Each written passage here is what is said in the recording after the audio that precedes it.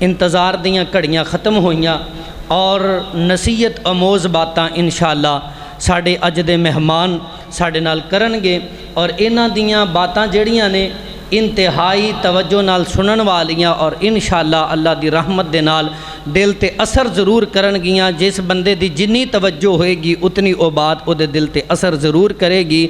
اللہ ساڈے علماء کرام دیاں ساڈے شہداء اسلام دیاں اللہ پاک قربانیاں قبول فرمائے اور علماء کرام دیاں اللہ پاک قدم قدم تے حفاظتاں فرمائے۔ اے جڑے بچے باہر دوڑ رہے نے میں دیکھ رہے ہیں شور کر رہے نے، اندر آ جاؤ، سارے بچے اندر آ جاؤ۔ بچے انہاں نے بچیاں والیاں اپنی حرکتاں کرنیاں ہوندیاں نے، یا تے میرا پتر اندر آ کے بیٹھ جاؤ تے یا میرا پتر اپنی ماما دے کول جا کے آرام کرو، شور نہ کرو، مسجد دے ادب نو ملحوظ خاطر رکھو۔ اللہ پاک حضرت سید فاروقی صاحب دا آنا اور ساڈا انہاں نال الحمدللہ بڑا گہرا تعلق ہے، یہ ساڈے نال محبت کردے نے، الحب للہ والبغض فی اللہ، اللہ دی رضا واسطے یہ ساڈے نال محبت کردے نے، اسی انہاں نال محبت کرنے ہاں۔ یہ ہوئی ساڈی محبت دی دلیل ہے کہ الحمدللہ ساڈی اس مسجد دے اندر سال دے اندر ایک دو مرتبہ یہ ساڈے کول ضرور تشریف لے آندے نے اور اسی انہاں نو دعوت دینے ہاں، ساڈے کول یہ ضرور تشریف لے آندے نے۔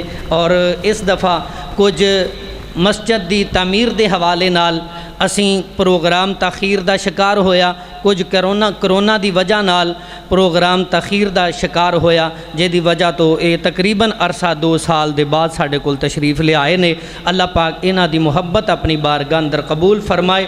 ہن میں بلا تاخیر دعوت سخن دینا اپنے اج دے عظیم مہمان، عظیم سکالر، داعی قرآن و سنت، مینیجنگ ڈائریکٹر علم و آگاہی حضرت مولانا حافظ محمد سعید فاروقی صاحب۔ السلام علیکم ورحمۃ اللہ وبرکاتہ۔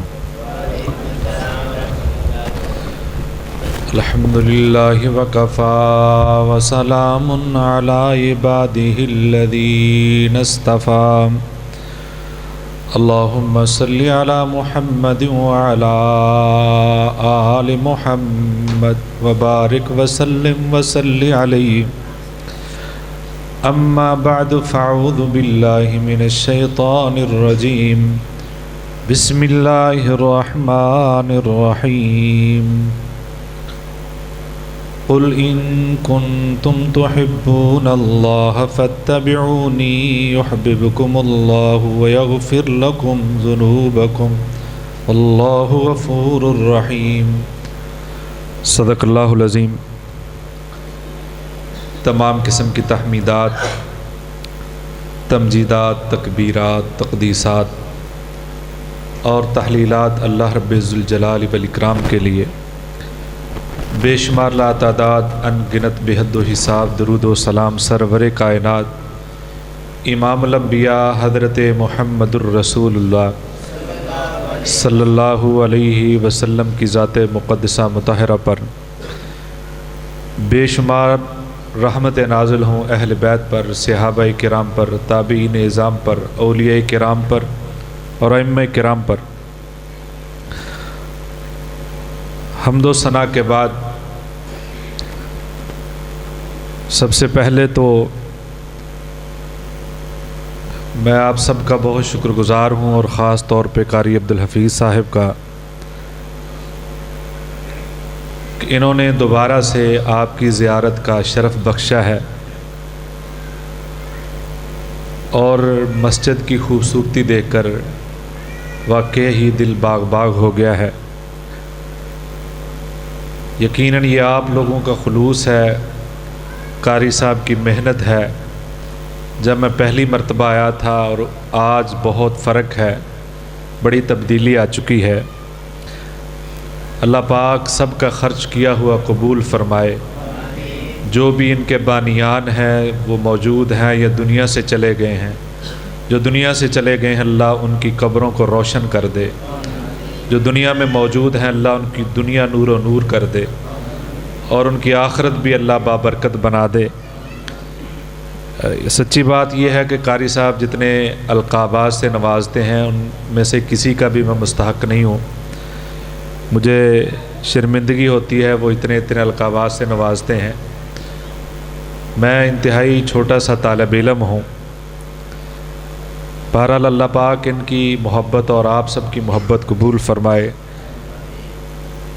وہ تو مجھے پتہ ہے مجھے کچھ نہیں آتا، لیکن یہاں آ کر میرے دل کو قرار اور چین بہت آتا ہے، وہ آپ کے خلوص اور محبت کی وجہ سے. اللہ پاک آپ سب کی حاضری قبول فرمائے. جزاک اللہ خیر.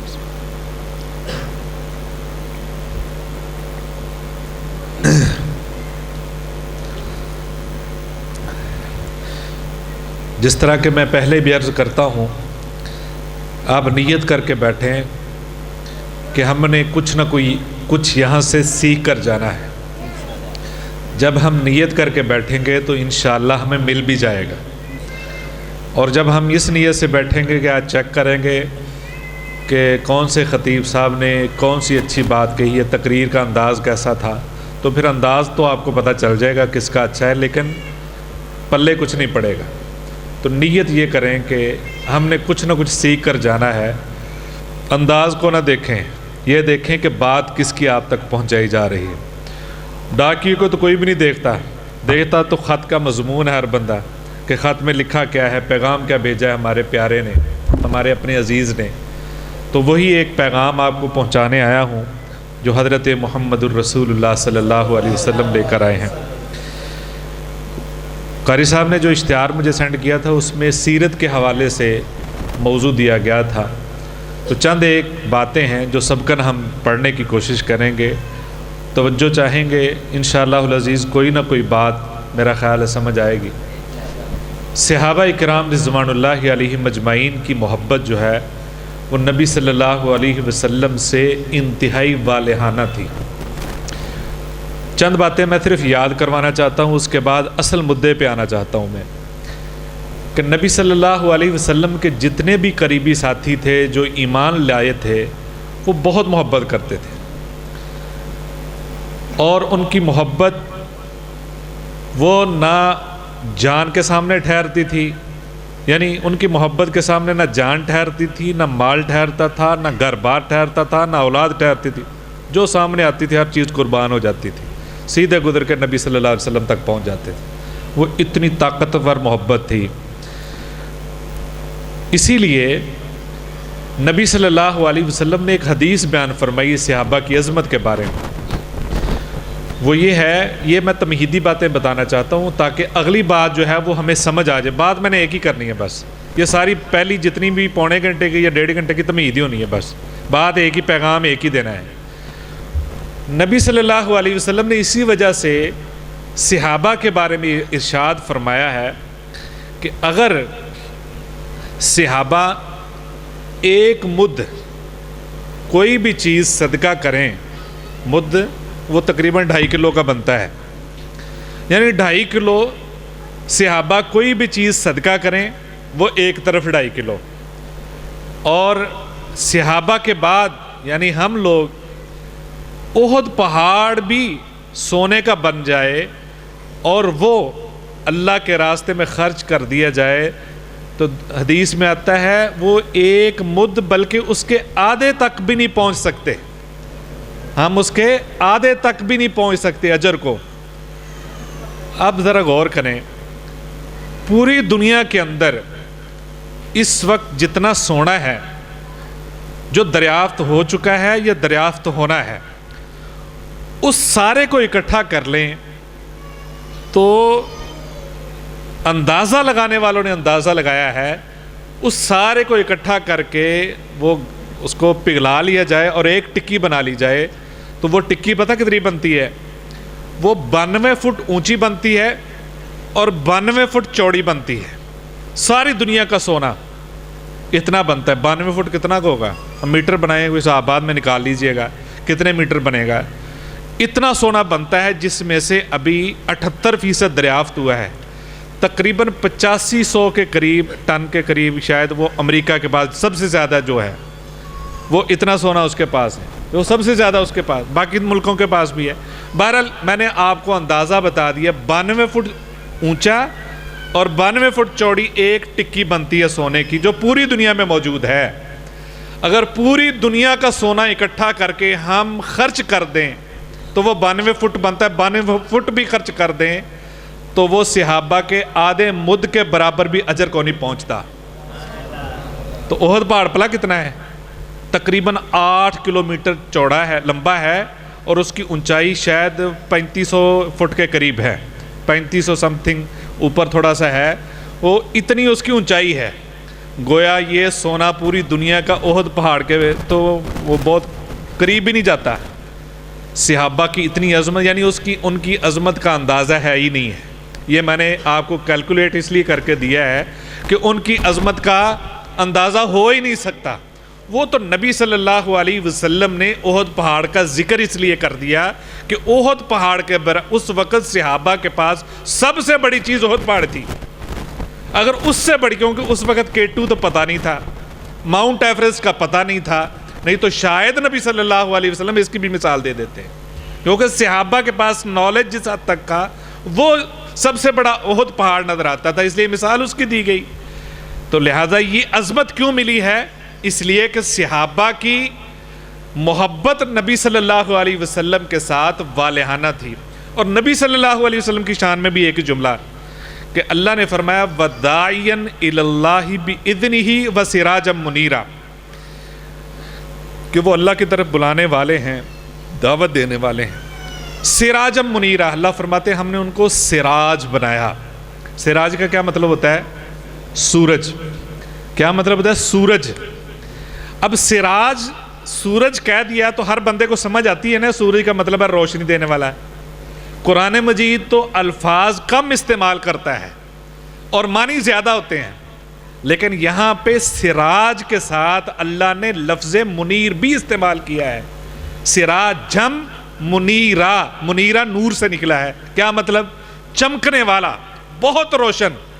وہ مجھے سمجھ جو آئی ہے وہ یہ آئی ہے، باقی علماء بیٹھے ہیں وہ زیادہ وہ بتا سکتے کہ غلطی ہو تو، کہ سراجم منیرہ اس لیے کہہ دیا کہ سائنس نے 2022 کے اندر یہ کہنا تھا 8 سیارے اور بھی ہیں، وہ چمکنے والے نہیں ہیں.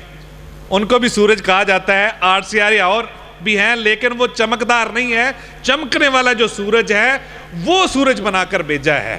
تو اس کا مطلب یہ ہے، اب دیکھیں آپ نے کتنی موٹی موٹی لائٹیں ہم نے چلائی ہیں تو پھر بھی روشنی یہاں اندھیرا ہے. آپ اس کے پیچھے چلیں گے اتنی روشنی نہیں ہے. اور جب دن کے وقت سورج نکلتا ہے کہیں اندھیرا رہتا ہے؟ یہ بڑی بڑی روشنیاں جتنی مرضی آپ موٹی لگا لیں، یہ جو اسٹیڈیم اقبال اسٹیڈیم میں لگی نا اوپر کر کے لگا دیں، وہ بھی اس کے سامنے کام نہیں کریں گی، وہ بھی اس کے سامنے کام نہیں کریں گی کہ سورج اتنا ہے. معلوم یہ ہوا کہ سراجم منیرہ اس لیے اللہ نے کہا ہے جب میرا پیغمبر حضرت محمد الرسول اللہ صلی اللہ علیہ وسلم آ جائیں گے پھر ان کے سامنے سارے مدم پڑ جائیں گے. روشنی ہوگی تو حضرت محمد الرسول اللہ صلی اللہ علیہ وسلم کی ہوگی. اب روشنی دنیا میں تعلیمات کن کی ہے؟ حضرت محمد الرسول اللہ صلی اللہ علیہ وسلم کی. یار سورج نکل آیا تو ساری روشنیوں کی ضرورت ختم ہو جاتی ہے. 2 باتیں ہو گئی، ایک صحابہ کی عظمت، دوسری نبی صلی اللہ علیہ وسلم کی. اگر عظمت بیان کریں تو وہ تو ساری رات ہی ہم کر سکتے ہیں، لیکن آگے چلتے ہیں ہم. صحابہ کی والہانہ محبت کیا تھی؟ حضرت ابوبکر صدیق رضی اللہ تعالیٰ عنہ نبی صلی اللہ علیہ وسلم، حضرت قاری صاحب کتنا ٹائم ہے میرا؟ جزاک اللہ. ٹھیک. حضرت ابوبکر صدیق رضی اللہ تعالیٰ عنہ نبی صلی اللہ علیہ وسلم سے شروع اسلام میں اکثر کہتے تھے اللہ کے حضور صلی اللہ علیہ وسلم میرا دل کرتا ہے کہ میں علی الاعلان دعوت دوں، لوگوں کو آپ کی طرف بلاؤں، آپ جو پیغام لے کر آئے ہیں اس پیغام کی طرف بلاؤں. نبی صلی اللہ علیہ وسلم کہتے ٹھہر جاؤ، فرماتے ٹھہر جاؤ ابھی ہم بہت تھوڑے ہیں. جب تعداد 88 کو پہنچ گئی، تقریباً 88-90 لوگ تھے، صحابہ تھے، تو حضرت ابوبکر صدیق رضی اللہ تعالیٰ نے پھر سوال کیا اللہ کے حضور صلی اللہ علیہ وسلم مجھے اجازت دیں. نبی صلی اللہ علیہ وسلم پاس تھے. نبی صلی اللہ علیہ وسلم نے فرمایا ٹھیک ہے اجازت ہے، کرو بھیا آپ تقریر کرو. جس طرح ماشاءاللہ حمزہ صاحب نے کی ہے، اللہ پاک ان کے علم کے اندر برکت دے. تو نبی صلی اللہ علیہ وسلم پاس موجود ہیں. حضرت ابوبکر صدیق بلانے لگے کہ یہ جو پیغام لے کر آئے ہیں یہ سب سے سچا سچا ہے، بات مانو، آپ کی آخرت بہتر ہو جائے گی، آپ کا انجام اچھا ہو جائے گا. یہ ساری باتیں کرنے لگے. ابھی بات شروع ہی کی تھی تو وہ ہلہ بول دیا کافروں نے. اور حملہ کر دیا، اتنا مارا کہ آپ بے ہوش ہو گئے، اور پھر ان کو بنو تمیم والے بھاگے، حضرت ابوبکر صدیق رضی اللہ، لمبا واقعہ ہے میں مختصر کرتا ہوں، گھر لے گئے، اب گھر لے جا کر پھر واپس آئے، یعنی کہ حالت بڑی خراب ہو گئی تھی۔ تو بنو تمیم والوں نے میدان میں آ کر جہاں کفار تھے ان کو اعلان کیا، خدا نخواستہ ابو بکر کو کچھ ہو گیا تو آپ کو نہیں چھوڑیں گے، ہم آپ کا پھر ہم علاج کریں گے، یہ دھمکی لگا کے گئے۔ اب وہ پھر واپس چلے گئے، جا کر حضرت ابوبکر صدیق رضی اللہ تعالیٰ عنہ کے ارد گرد بیٹھ جاتے ہیں، ویٹ کر رہے ہیں، انتظار کر رہے ہیں، ہوش آئے، کوشش کر رہے ہیں جو اس وقت کی طبی امداد تھی وہ بھی دی ہوگی۔ اب اس انتظار میں جیسے اٹھیں گے بتائیں گے کہ کس کا زیادہ قصور ہے، کہ ہوا کیا تھا، ظاہر بات اسی انتظار میں ہی ہے۔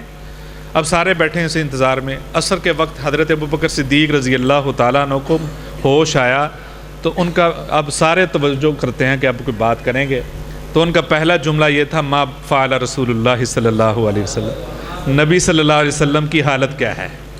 یعنی ان کو یہ ہوش آتے ہی ذہن میں یہ بات آئی، اب ہوش آتے جب بندہ خدا نہ خواستہ کسی کا آپریشن ہوتا ہے تو آپریشن کے بعد وہ کس طرح اونگیاں بونگیاں مارتا ہے نا، تو نبی صلی اللہ علیہ وسلم کی محبت اس قدر ہے، ہوش آئی ہے اور زخموں سے چور ہے، اس وقت بے ہوشی کا ٹیکہ بھی نہیں ہے، زخموں کی وجہ سے بے ہوش ہے، تکلیف کس قدر ہوگی۔ اور سب سے پہلا جملہ یہ ہے، ساری برادری بیٹھی ہے، کہ ما فعل رسول اللہ صلی اللہ علیہ وسلم، نبی صلی اللہ علیہ وسلم کا کیا حال ہے۔ اب سارے خاندان والے تو پریشان ہو گئے کہ ہم تو بیٹھے تھے، ہم میں سے کسی کا پوچھے گا ہم بدلہ لینے آئے ہیں تو یہ کیا ہے، اس وجہ سے ناراض ہو کر چلے گئے، اکیلی والدہ رہ جاتی ہیں۔ اور پھر انہوں نے پوچھا، والدہ سے پوچھا کہ نبی صلی اللہ علیہ وسلم کا حال کیا ہے، میں نے کہا مجھے نہیں پتا۔ حضرت ابوبکر صدیق رضی اللہ تعالیٰ عنہ نے کہا پھر حضرت فاطمہ سے پوچھو، یعنی حضرت عمر فاروق رضی اللہ تعالیٰ عنہ کی جو بہن جو مسلمان ہو گئی تھی ان سے پوچھو جا کر، ان کو پتا ہوگا۔ والدہ کو بھیجا، ان کے پاس گئیں تو انہوں نے بتایا نہیں، سیکیورٹی کی وجہ سے حالات ایسے تھے، ابھی انہوں نے کچھ پتا، انہوں نے کہا مجھے اجازت دیں کہ میں حضرت ابوبکر صدیق رضی اللہ تعالیٰ عنہ کی حالت دیکھنا چاہتی ہوں۔ تو وہ آ گئی، انہوں نے کہا ٹھیک ہے آ جائیں، وہ ساتھ چلے گئیں، ادھر جا کر وہ پوچھ رہی ہیں، وہ بتا رہی ہیں، حوصلہ دے رہی ہیں، جنہوں نے آپ پر ظلم کیا ہے، مسلمان ہو چکی تھی، جنہوں نے آپ پر ظلم کیا اللہ ان سے ضرور بدلہ لے گا، اس طرح کے الفاظ کہہ رہی ہیں۔ حضرت ابوبکر صدیق رضی اللہ تعالیٰ عنہ کی سوئی وہاں اٹکی ہے، کہتے ہیں حضرت محمد الرسول اللہ صلی اللہ علیہ وسلم کی طبیعت کا بتاؤ مجھے، والہانہ محبت ایسی ہوتی ہے وہ بتائیں۔ تو انہوں نے والدہ کی طرف دیکھا، حضرت ابوبکر صدیق رضی اللہ تعالیٰ عنہ کی والدہ کی، یعنی کہ وہ مسلمان نہیں تھی کہ میں بتا دوں ان کے سامنے، مقصد یہ تھا۔ انہوں نے کہا بتائیں کوئی مسئلہ نہیں، یہ میری ماں ہے، رازدان ہے، کوئی مسئلہ نہیں۔ انہوں نے بتایا نبی صلی اللہ علیہ وسلم بالکل ٹھیک ٹھاک ہیں۔ پوچھا کہاں ہے، دار ارقم میں، چلیں مجھے لے چلیں۔ غالباً اس وقت شاید اندھیرا ہو چکا تھا، لوگ اپنے اپنے گھروں میں چلے گئے۔ والدہ حضرت فاطمہ حضرت ابوبکر صدیق رضی اللہ تعالیٰ عنہ کو نبی صلی اللہ علیہ وسلم کے پاس لے کر آئیں، اور دیکھتے ہی نبی صلی اللہ علیہ وسلم کے ماتھے مبارک کو چوما اور کہا آپ کو دیکھ کر میری ساری تکلیفیں دور ہو گئی ہیں، میری ساری تکلیفیں دور ہو گئی، کوئی زخم نہیں ہے، مجھے تو فکر تھی آپ کی تھی۔ نبی صلی اللہ علیہ وسلم سے حضرت ابوبکر صدیق نے یہ مطالبہ کیا کہ اللہ کے حضور صلی اللہ علیہ وسلم میری والدہ کے لیے دعا کریں، اللہ ان کو بھی اسلام کی توفیق عطا فرمائے۔ دعا فرمائی، وہ مسلمان ہو جاتی ہے۔ واقعہ سنانے کا مقصد یہ ہے کہ جس وقت یہ میں نے واقعہ سنایا آپ نے سن لیا ہے، اور بڑے آسان لفظوں میں نے بیان کیا، مختصر بھی کر دیا، اور آپ نے بھی کہ زخمی ہوئے ہیں، لیکن جو زخم پہنچے تھے، پتھروں سے مارا گیا تھا، بلکہ ٹھڈوں سے مارا گیا تھا، وہ تکلیف کس قدر ہوگی، اور وہ الفاظ، وہ کھنچاؤ کتنا تھا، نبی صلی اللہ علیہ وسلم کی طرف کشش کتنی تھی، وہ اندازہ نہیں ہم کر سکتے۔ یہ حضرت ابوبکر صدیق رضی اللہ تعالیٰ۔ دوسرے صحابہ، ایک صحابی آتے ہیں، نبی صلی اللہ علیہ وسلم سے کہا اللہ کے حضور صلی اللہ علیہ وسلم میں گھر میں پریشان ہوتا ہوں تو جب آپ کی یاد آتی بھاگ کے آپ کی طرف آ جاتا ہوں، آپ کو دیکھتا ہوں میرے سینے کو ٹھنڈ پڑ جاتی ہے، لیکن آج مجھے آپ کی جدائی اور میری جدائی یاد آ گئی ہے، یعنی دنیا سے میرا جانا اور آپ کا جانا مجھے یاد آیا ہے۔ جب ہم دنیا سے چلے جائیں گے آپ تو بڑے بڑے نبیوں کے ساتھ ہوں گے، شہداء کے ساتھ ہوں گے، آپ کا مرتبہ صدیقین میں ہوگا، آپ تو بلند و بالا جنتوں میں ہوں گے، تو اگر وہاں جنت میں میرا ملنے کو دل کرے گا پھر کیا کروں گا؟ پھر کیا کروں گا؟ تو نبی صلی اللہ علیہ وسلم ابھی خاموش تھے تو وحی نازل ہوئی، تو وہ کیا تھی؟ وَمَن يُطِعِ اللَّهَ وَالرَّسُولَ فَأُولَٰئِكَ مَعَ الَّذِينَ أَنْعَمَ اللَّهُ عَلَيْهِم مِّنَ النَّبِيِّينَ وَالصِّدِّيقِينَ وَالشُّهَدَاءِ وَالصَّالِحِينَ وَحَسُنَ أُولَٰئِكَ رَفِيقًا۔ یہ والہانہ محبت تھی کہ میں اگر آپ کو دیکھنا چاہوں تو کیا اللہ نے پھر حل بھی دے دیا، آپ اطاعت کریں، پیغمبر کی بات مان لیں، اللہ اور اس کے رسول کا ساتھ، اللہ کے رسول کا ساتھ ہی نہیں بلکہ تمام انبیاء کا ساتھ ملے گا، شہداء کا ساتھ ملے گا، صدیقین کا ساتھ ملے گا، اطاعت کر لو۔ ایک صحابی نے، وہ والہانہ محبت کرنے والے ہیں، نبی صلی اللہ علیہ وسلم سے شدید محبت کرنے والے ہیں، اور اس انداز میں فکر مند ہیں کہ میرا بنے گا کیا، میں آپ کو دیکھنا چاہتا ہوں۔ اب ایک صحابی ایسے بھی ہیں کہ جو سولی پہ چڑھے، جن کے نشانے لگائے جا رہے ہیں، بچے بھی تیر چلاتے ہیں، مزے لے رہے ہیں، وہ ہٹکیلیاں کر رہے ہیں، اور ان کے شاطر ترین یعنی مکہ کے بازار کے اندر ان کو لٹکایا ہوا ہے۔ حضرت خبیب رضی اللہ عنہ، واقعہ مشہور آپ نے سنا ہے، لیکن میں صرف آپ کو یاد دہانی نہیں کروانا چاہتا ہوں۔ وہ ان کو چھید رہے ہیں، یعنی تیروں کے ساتھ، نیزوں کے ساتھ۔ آپ کو پتہ ہے کہ جب رش پڑتا ہے نا، خدا نہ خاصا کہ ایکسیڈنٹ بھی ہو تو اس میں کئی جیبیں کاٹنے والے بھی ہوتے ہیں، وہ پرس اٹھانے والے بھی ہوتے ہیں، موبائل اٹھانے والے بھی ہوتے ہیں۔ اب جب مجمع لگا تھا تو اس میں کئی شاطر بھی تھے، وہ بھی نشانے لگاتے ہیں۔ اتنے میں یہ کہا گیا کہ اگر آپ کو ہم چھوڑ دیتے ہیں، اگر آپ کی جگہ حضرت محمد الرسول اللہ صلی اللہ علیہ وسلم کو ہم لے آئیں تو آپ کا کیا خیال ہے؟ تو حضرت خبیب رضی اللہ تعالی انہوں نے کہا تھا نا کہ میں تو اتنا بھی نہیں پسند کرتا کہ میری وجہ سے حضرت محمد الرسول اللہ صلی اللہ علیہ وسلم کے پاؤں مبارک میں اتنا سا کانٹا بھی لگے۔ یہ محبت تھی، میری وجہ سے اتنا سا کانٹا۔ اور حضرت سفیان رضی اللہ تعالیٰ نے اس وقت مسلمان نہیں تھے، انہوں نے کہا میں نے پوری دنیا میں اتنے نبی صلی اللہ علیہ وسلم سے والہانہ محبت کرنے والا کوئی نہیں دیکھا جتنے صحابہ کرنے والے تھے۔ اس قدر والہانہ محبت کرتے تھے، اتنی محبت۔ غزوہ بدر کی حالات وہ ہیں کہ ایسی دنیا میں نہ پہلے کسی نے دیکھے نہ بعد میں دیکھے، کہ حضرت عمر رضی اللہ تعالیٰ نے اپنے ماموں کو قتل کر دیا تھا، ہشام بن حبیرہ کو، اپنے ماموں کو قتل کیا تھا۔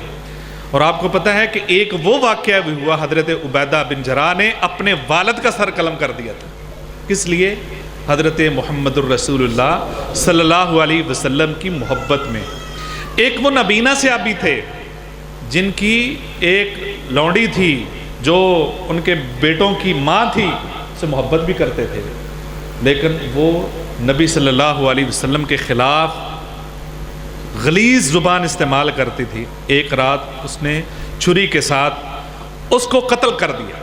یہ کیس نبی صلی اللہ علیہ وسلم کے پاس آیا، نبی صلی اللہ علیہ وسلم نے تفتیش کی، پوچھا جی اللہ کے حضور صلی اللہ علیہ وسلم وہ آپ کے خلاف گفتگو ایسی کرتی تھی، مجھ سے برداشت نہیں ہوئی، اس لیے میں نے۔ نبی صلی اللہ علیہ وسلم نے فرمایا اس کا خون رائے گاہ ہے۔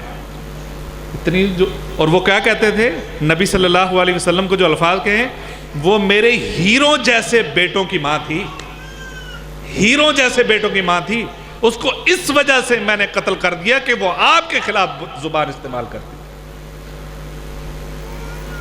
اور حضرت سعد بن ابی وقاص رضی اللہ تعالیٰ عنہ، وہ صحابی جن کو بار بار اپنی ماں کو کہتے ہیں، ماں احتجاج کرتی ہے کہ نہیں میں تب تک کچھ نہیں کھاؤں گی جب تک تم اسلام کو نہیں چھوڑ دے۔ وہ بار بار آتے ہیں ادھر نبی صلی اللہ علیہ وسلم کے پاس آتے ہیں، بار بار پھر گھر جاتے ہیں، یہ پریشانی ہے۔ ماں نے بھوک ہڑتال کر رکھی ہے۔ آخر انہوں نے کہا اے ماں تم نے کیا سمجھ لیا ہے کہ میں تمہاری بھوک ہڑتال کی وجہ سے نبی کی محبت قربان کر دوں گا؟ اگر آپ کے اس جسم کے قالب میں 100 جانیں بھی ہوں، ایک ایک جان آتی جائے، میں سب کو اللہ کے پیارے پیغمبر کی محبت میں قربان کرتا جاؤں گا۔ تم نے کیا سمجھ رکھا ہے؟ پھر وہ اتنی محبت کو دیکھ کر وہ بھی مسلمان ہو گئی تھی، دوسری روایات میں موجود ہے۔ بہرحال یہ ایک انداز تھا۔ ایک صحابی کے گھر کے باہر نبی صلی اللہ علیہ وسلم موجود تھے، وہ باہر نکلے تو نبی صلی اللہ علیہ وسلم کے چہرے پر انوار کو دیکھ کر پریشان ہو گئے۔ تو نبی صلی اللہ علیہ وسلم سے پوچھا کیا ہوا؟ آپ کا چہرے کی رنگت کیوں بدلی ہے؟ تو نبی صلی اللہ علیہ وسلم نے فرمایا کہ جن کی بات میں نے ابھی سنا کے ہٹا ہوں کہ آپ چاہتے تو احد پہاڑ سونے کا بن سکتا تھا آپ کے لیے، لیکن حالت کیا ہے؟ جملہ سنیے، نبی صلی اللہ علیہ وسلم نے فرمایا یہ بھوک کی وجہ سے چہرے کی رنگت ایسی ہے، اس قدر بھوک ہے، فاقہ ہے کہ یہ چہرے کی رنگت بدل گئی ہے۔ وہ صحابی تڑپے اور پریشان ہوئے اور وہ چلے جاتے ہیں، گھر سے پتہ کرتے ہیں کچھ کھانے کو نہیں ملا، وہ باہر نکل جاتے ہیں، کہیں محنت مزدوری کر کے کچھ کھجوریں حاصل کی، فوراً بھاگ کے آئے تو نبی صلی اللہ علیہ وسلم وہیں موجود تھے، اسی جگہ پہ بازار میں موجود تھے، تو کھجوریں پیش کر دی۔ تو ساتھ ہی کہتے ہیں اللہ کے حضور صلی اللہ علیہ وسلم میں آپ سے محبت کرتا ہوں۔ نبی صلی اللہ علیہ وسلم نے کہا، پوچھا کیا کہا جی میں آپ سے محبت کرتا ہوں۔ کہا پھر سوچ لو کیا کہہ رہے ہو؟ کہا میں آپ سے محبت کرتا ہوں، 3 مرتبہ یہ کہا، پھر سوچ لو۔ تو نبی صلی اللہ علیہ وسلم نے فرمایا کہ اگر تم مجھ سے محبت کرنا چاہتے ہو یاد رکھو جو مجھ سے محبت کرتا ہے اس کو آزمائشیں ضرور آتی ہیں۔ کیا آزمائشوں کے لیے تیار ہو؟ فقر کے لیے تیار ہو؟ تنگ دستی کے لیے تیار ہو؟ اس کا مطلب یہ نہیں کہ ہر ایک کو تنگ دستی آئے گی، یہ ایک تیار کرنے کا انداز تھا کہ اگر مجھ سے محبت کرو گے تو آزمائشیں بھی آ سکتی ہیں، پریشانیاں بھی آ سکتی ہیں، لیکن اس پہ آپ نے استقامت کے ساتھ کھڑے رہنا ہے۔ یہ میں نے چند ایک باتوں کو یاد، یعنی بے شمار ایسی کہانیاں سنائی جا سکتی ہیں آپ کو، کہانیوں سے مراد یہ کہ احادیث کی باتیں ہیں، یہ ایسے واقعات سنا سکتا ہوں اور وقت نہیں ہے کہ میں ان کی زیادہ تفصیل میں جاؤں۔ یہ بات کرنے کا مقصد یہ تھا کہ نبی صلی اللہ علیہ وسلم کے صحابہ کتنی والہانہ محبت کرتے تھے، یعنی نبی کی محبت کے سامنے دنیا کی کوئی چیز بھی آڑے نہیں آتی تھی، وہ رشتہ ہو، سگا رشتہ ہو، والدین ہو، بیٹے ہوں، یعنی کہ وہ حضرت ابو بکر صدیق رضی اللہ تعالیٰ عنہ کا واقعہ سنا نا آپ نے کہ ایک دن وہ باپ بیٹا بیٹھے تھے تو بیٹے نے کہا کہ ابا جان بدر کے موقع پہ کئی مرتبہ آپ میرے سامنے آئے تھے تو میں باپ سمجھ کے آپ کو چھوڑ دیا تھا، تو حضرت ابو بکر صدیق رضی اللہ تعالیٰ نے کہا تھا اگر ایک مرتبہ بھی میرے سامنے آتے دشمن رسول سمجھ کے سر قلم کر دیتا۔ یعنی ان کے سامنے نہ باپ کا رشتہ کوئی حیثیت رکھتا تھا، نہ بیٹے کا رشتہ حیثیت رکھتا تھا، نہ ماموں کا رکھتا تھا، نہ اولاد کا رکھتا تھا، نہ مال کوئی حیثیت تھی، نہ کوئی شہر کی کوئی حیثیت تھی، نبی نے جو کہا فوراً کر دیا، اتنی محبت تھی۔ اچھا مجھے یہ بتائیں، یعنی اب یہ تیسرا مرحلہ ختم ہوا میری بات کا، آپ میں سے کسی کو نبی کی محبت کے اوپر باپ کی قربانی دینی پڑی ہے؟ کسی کو وطن کی محبت دینی پڑی ہے؟ کسی نے نبی کی محبت کی وجہ سے گاڑی چھوڑ دیا ہو؟ کسی نے نبی کی محبت کی وجہ سے ماموں کی قربانی دی ہو، بیٹے کی قربانی دی ہو؟ پوری زندگی میں نبی کی محبت میں کچھ قربان کیا ہو تو سامنے لائیے۔ تو پھر کس حیثیت سے ہم کہتے ہیں کہ ہم نبی سے محبت کرتے ہیں؟ مطلب یہ کہ ہم خوش قسمت ہیں اس اعتبار سے کہ اتنی بڑی قربانیاں تو ہم سے مانگی ہی نہیں گئی، ہم سے صرف یہ مانگا گیا ہے کہ آپ پیغمبر کی اطاعت کرو، ان کی بات مانو، قربانیاں تو ہم سے مانگی ہی نہیں گئی۔ اگر قربانیوں کی ضرورت پڑتی پھر کیا کرتے ہیں؟ ہم تو ایک رسم چھوڑنے کے لیے تیار نہیں ہے، ہماری ناک کٹ جائے گی، ہماری خاندان میں ناک نہیں رہے گی، ہمارے بڑے ایسا کرتے آئے ہیں، ہم بڑوں کی لاج رکھیں یا اس حدیث کو مانیں؟ ہمارے بڑے جو ہیں اسی بات پر عمل کرتے چلے گئے ہیں، ہم اس حدیث کو کیسے مان لیں؟ ہم تو پیغمبر کی بات ماننے کے لیے تیار نہیں، قربانی کیسے دے لیں؟ یعنی جتنی قربانیاں انہوں نے دی ہیں ہم نے تو اتنی ایک انگلی بھی نہیں کٹوائی نبی کی محبت میں، اس والہانہ محبت میں جتنی محبت صحابہ کی تھی۔ تو پھر سوچنا تو پڑے گا نا کہ ہم نے نبی کی محبت میں کیا کیا ہے۔ اصل میں ہم مانتے نہیں، ہمیں یقین نہیں ہے۔ میں آپ کو 2-3 مثالیں دے کے اپنی بات ختم کرتا ہوں، چھوٹی چھوٹی۔ ہمارا یقین کی حالت کیا ہے، نبی کی بات پر یقین کی حالت کیا ہے، اور سسٹم کی، یعنی ہمیں سسٹم نے یہ بتا دیا ہے کہ آپ بینک جائیں یا گھر بیٹھے ہی موبائل سے ایسے ایسے کریں آپ، تو آپ یعنی ایزی پیسہ، جائز کیش اور بینک کی کوئی بھی اپلیکیشن سے یہاں بیٹھے بیٹھے ایک میسیج کریں گے اور آپ کہیں گے جی میں نے 2 لاکھ بھیج دیا ہے. کیا کہیں گے؟ 2 لاکھ بھیج دیا ہے. سسٹم کس نے بنایا ہے؟ کسی مسلمان نے بنایا ہے. یعنی ہم ویسے کسی کو میں کہوں جی 2 لاکھ دے دیں مجھے، آپ دیں گے مجھے؟ اور دوسری بات یہ بھی سن لیں کہ اس سسٹم پہ ہمارا اتنا اعتبار ہے کہ ہم بڑے خاموشی سے یہاں بیٹھے، کوئی سیکورٹی نہیں میرے پاس، میں یہاں پہ سینڈ کر دوں گا اور اگلے بندے کو میسیج کر دوں گا یا فون کروں گا بھئی 2 لاکھ بھیج دیا ہے، وہ بھی فوراً مان لیتا ہے. اس کو سسٹم پہ اتنا اعتماد ہے، ایک میسیج دیکھتا ہے کہتا ہاں جی آ گیا ہے، ہاں جی آ گیا ہے. سسٹم پہ اتنا یقین ہے کہ 2 لاکھ آ گیا ہے. بنایا کس کا ہے؟ اور جن کے پاس ہماری بینک میں پیسے جمع ہے نا، بینک میں پیسے ہمارے جمع ہے، ہم نے خود جا کر جمع کروائے تھے، اور وہی پیسے لینے کے لیے جاؤ نا تو بعض دفعہ 4 گھنٹے آپ کو لائنوں میں لگنا پڑتا ہے. وہ سسٹم جو بنایا ہوا ہے. اور جب آپ چیک پہ سائن کرنے لگتے ہیں نا تو وہ ایک پینسل پڑی ہوتی ہے وہاں پہ، آپ کو پتا ہے کہ وہ باندھی ہوتی ہے، انہوں نے وہ باندھی ہوتی ہے. یعنی جس سسٹم پہ ہمارا اتنا اعتبار ہے اس سسٹم کو آپ پہ اتنا اعتماد ہے کہ پینسل بھی باندھی ہوئی ہے کہ لے نہ جائے گا. ہے کہ نہیں ایسا؟ اس سسٹم پہ ایسا اعتبار ہے اور ہم ایسے ہی کرتے ہیں. نبی کی بات پہ کتنا یقین ہے، اس طرف اتنا یقین ہے سسٹم پہ ہم فوراً مان لیتے ہیں. دوسری طرف نبی صلی اللہ علیہ وسلم نے فرمایا جو جمعے کے دن صبح جلدی آتا ہے، یعنی صبح صحابہ صبح چلے جاتے تھے، 10-11 بجے چلے جاتے تھے، جلدی آتا ہے، اس کو 1 اونٹ کی قربانی کا ثواب ملتا ہے. 1 اونٹ کی اونٹ کتنے کا ملتا ہے بھائی؟ کم از کم 2 لاکھ کا ہوگا، 2 لاکھ کا ہوگا نا اونٹ. اب اگر قاری عبدالحفیظ صاحب یہیں کھڑے اعلان کر دیں کہ جمعے والے دن نا 10 بجے آ جائے، جننے بندے آؤ گے انہوں نے 2-2 لاکھ روپیہ مل لیں گے. 2-2 لاکھ تو بڑی دور دی گل ہے، تسی 2-2 ہزار بھی کہو گے نا، یہ مسجد میں جگہ نہیں ملے گی، اس مسجد میں جگہ نہیں ملے گی. قاری عبدالحفیظ صاحب یا سعید فاروقی اعلان کر دے کہ آپ کو جمعے والے دن 10 بجے آ جائیں، 11 بجے آ جائیں، جو مسجد کے حال میں آ جائے گا اس کو 2-2 ہزار ملیں گے. اس مسجد کے حال میں آپ کو 8 بجے جگہ نہیں ملے گی. گویا کہ ہمیں نبی کی بات پہ جو اونٹ کی قربانی کے برابر ہے اس پہ یقین نہیں ہے، 2000 پہ یقین ہے. قربانی کیا دینی ہم نے؟ قربانی کہاں دینی ہم نے؟ یعنی نبی کی بات پہ کون آتا ہے وقت سے پہلے؟ اس جذبے سے کون آتا ہے؟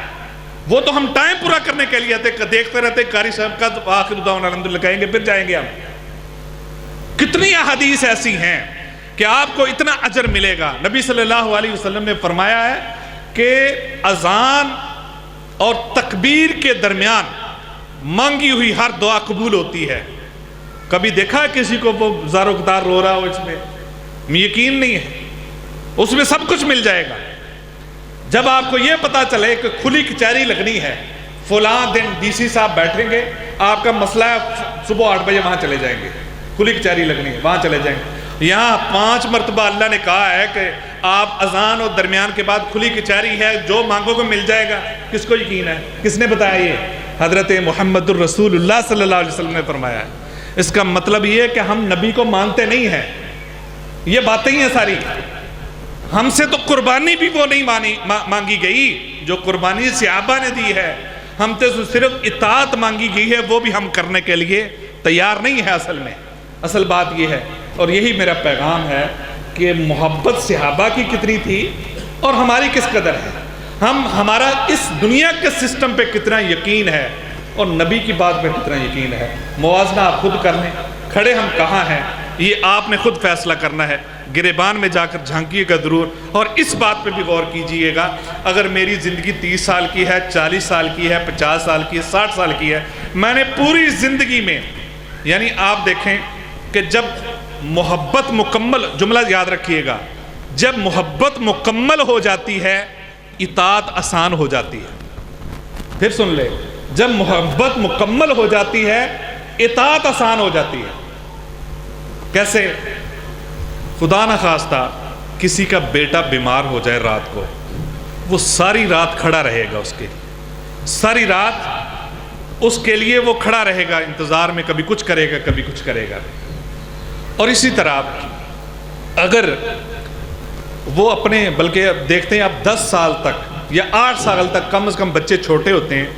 عمومی طور پہ ہمارے ہاں یہ ہوتا ہے, ہم جو میڈیوکر لوگ ہیں یعنی متوسط طبقے سے تعلق رکھنے والے ہیں, ہم خود چھوڑنے جاتے ہیں بچوں کو تاکہ رکشے وغیرہ کا کرایہ بچ جائے. ہم روزانہ ڈیوٹی دیتے ہیں, بچوں کو سکول چھوڑتے ہیں, لے کر آتے ہیں, اور کسی سکول میں باہر کھڑے ہونے کے لیے بھی جگہ نہیں ہے, بیٹھنے کے لیے بھی جگہ نہیں. کبھی بائک کے ساتھ لگ کے کھڑے ہوتے ہیں, کبھی دیوار کے ساتھ لگ کے, کبھی رکشے کے ساتھ ٹیک لگاتے ہیں, آدھا گھنٹہ انتظار کرنا پڑتا ہے. کبھی دھند کے اندر, کبھی گرمی کے اندر انتظار کرتے ہیں کہ نہیں. آپ نے دیکھا اسکولوں کے باہر کس لیے کرتے ہیں؟ اپنے بچے کی محبت میں کرتے ہیں, اور اس محبت کو کم کوئی نہیں کر سکتا. یہ محبت مکمل ہے, یہ محبت مکمل ہے.